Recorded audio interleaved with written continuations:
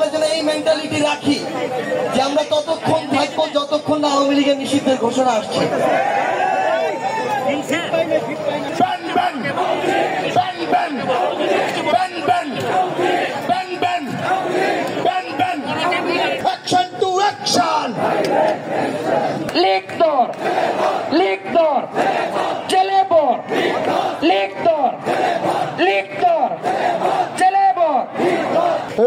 গোলামিনা জাতি একটা লিগ ধরো, একটা লিগ ধরো, একটা লিগ ধরো।